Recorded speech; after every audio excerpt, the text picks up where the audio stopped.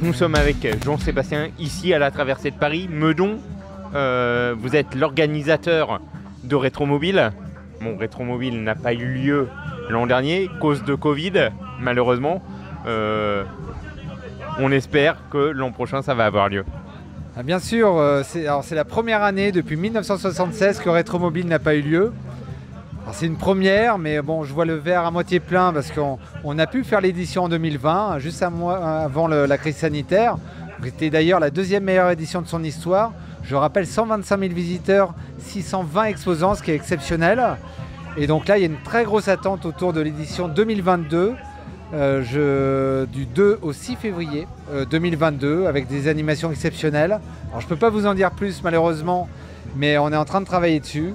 Il y a une grosse attente du point de vue des exposants. On a déjà pratiquement 90% du salon qui est déjà rempli, alors qu'on est qu'au mois de juillet. Donc c'est absolument incroyable. Il y a une très grosse attente également du point de vue des visiteurs. Voilà, Rétromobile, au départ en 1976, c'était 20 exposants, 3000 visiteurs. Imaginez-vous, là actuellement, c'est l'un des plus gros salons du monde, avec la plus grosse édition, on était à 132 000 visiteurs, 650 exposants. Donc c'est une référence dans le monde du véhicule de collection, en France et aussi à l'étranger. Qu'est-ce qui explique ce succès ? Alors ce succès, c'est une histoire d'homme au départ, évidemment. C'est l'histoire d'une poignée de copains en 1976. François Melsion, mon prédécesseur, Marc Nicolosi, l'un des fondateurs du salon, c'était les balbutiements du véhicule de collection. Et après, le véhicule de collection a grandi progressivement. En 2010, il a explosé avec la crise des subprimes. Il y a eu aussi un peu d'investissement avec les grands marchands qui sont arrivés. Et puis le salon a explosé de 2010 jusqu'à aujourd'hui. Les grandes ventes aux enchères, on a un partenariat qui est Arcurial, on a RM Sotheby's, Bonhams. Mais il n'y a pas que les ventes aux enchères, il y a les marchands. Mais au total, la Rétromobile, c'est 23 secteurs d'activité. Donc c'est une industrie florissante. Il ne faut pas oublier que le marché du véhicule de collection, rien qu'en France, c'est 4 milliards d'euros de chiffre d'affaires. Et au total 24 000 emplois liés directement. Donc c'est absolument incroyable. Donc cette économie-là, elle est hyper active. Malgré la crise de Covid, elle est toujours bien présente. Il y a une étude de la Fédération française de véhicules d'époque qui est sortie la semaine dernière qui prouve que cette industrie est toujours aussi active et ça se ressent sur Rétromobile. Ce que je dis souvent dans un salon, c'est le reflet d'une économie et cette économie-là, elle est hyper active. Et on le revoit, en tout cas aujourd'hui, on le ressent sur la traversée de Paris. Là aujourd'hui, c'est un événement populaire parisien où il y a eu 700 équipages qui ont traversé Paris. Et là, on est sur le village d'arrivée à Meudon. Et alors on est partenaire. Là, on a un petit dispositif avec une dizaine de véhicules où on accueille les gens sous une tente. Et les gens étaient ravis de venir nous voir. Et en tout cas, on sent cette solidarité entre les différents événements français. Là, j'ai croisé donc, le président de Vincennes en Ancienne, qui était là, Jacques d'Andrea, mais également le président de la FFVE. On est tout un écosystème, on est tous solidaires pour faire en sorte que le véhicule de collection puisse perdurer en France, qu'on puisse rouler et que l'automobile en France puisse avoir ses lettres redorées, ses lettres de noblesse. La traversée de Paris, passage obligé ici pour vous? Passage obligé, oui, parce que en tout cas depuis que j'ai pris la direction de Rétromobile, on est partenaire, mais déjà avant, mon prédécesseur François Melsion était partenaire de l'événement, ça doit faire une dizaine d'années. Et on trouve que voilà, c'est important que Rétromobile puisse s'associer à ce type d'événement populaire, parce que le véhicule de collection, alors bien évidemment, on peut voir Rétromobile des véhicules exceptionnels, mais il n'y a pas que des véhicules exceptionnels dans le véhicule de collection. Il faut savoir que c'est accessible à tous. Plus de 80% des véhicules de collection sont des véhicules à moins de 10 000 euros. Ça doit rester un loisir populaire. Et donc, en tout cas, moi, je suis ravi de m'associer avec la Traversée de Paris et Vincennes en Ancienne, qui est le plus gros club multimarquiste de France. Et que cette association doit perdurer. Et en tout cas, je le dis haut et fort, nous serons de nouveaux partenaires pour l'année prochaine, en 2022.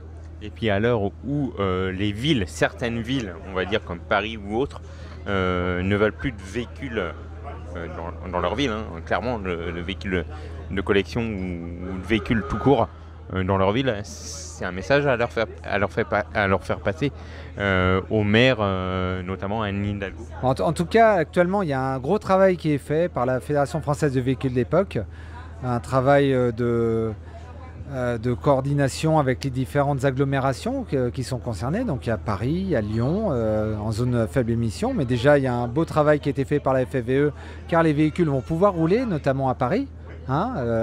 En tout cas, il y aura un passe-droit dans les zones à faible émission, mais j'ai bon espoir que dans les 125 agglomérations qui vont être concernées là, dans les 12 prochains mois, que les véhicules de collection pourront rouler. En tout cas, il y a un formidable travail qui est fait par la FFVE, un travail de fond avec notamment les parlementaires afin que les véhicules de collection puissent rouler. Donc moi j'ai bon espoir. En tout cas, Rétromobile, même si on n'est pas sur un événement mobile, on est sur un événement statique dans un salon, mais il faut que les véhicules puissent rouler. On est là, quand même, le véhicule de collection, s'il ne roule pas, il n'y a pas d'intérêt. Après, ce serait que des musées. Donc il faut que ça roule. Là aujourd'hui, il y a eu plus de 700 équipages qui ont traversé Paris. Et je pense que vous savez, le véhicule de collection, c'est 400 000 voitures par an.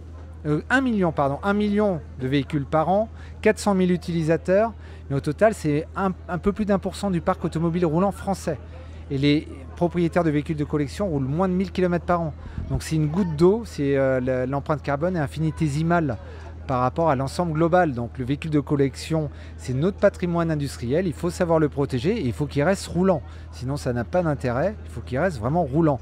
Et donc je pense que, en tout cas le travail qui est fait avec la FFVE, avec les parlementaires comme j'ai dit, mais aussi avec les différents maires des différentes agglomérations, commence à porter leurs fruits. Je pense qu'on aura des bonnes nouvelles à annoncer dans les prochains mois.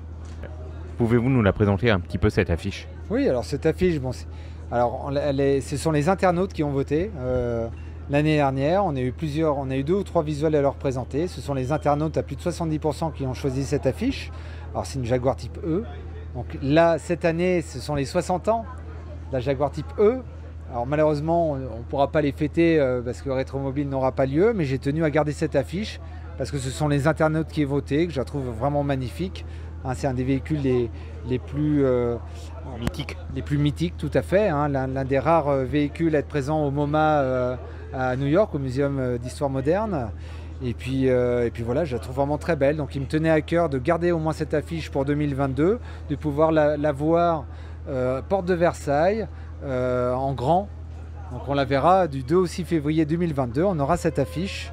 Donc là on a juste changé un peu les dates. Vous pouvez les voir en orange du 2 au 6 février 2022. Donc voilà, après on travaille avec une agence depuis quelques années et je trouve qu'ils font un travail formidable.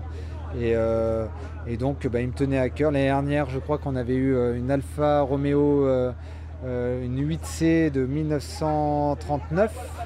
Donc là, c'est une Jaguar type E. Il y a 3 ans, c'était une Citroën Traction pour le centenaire de Citroën.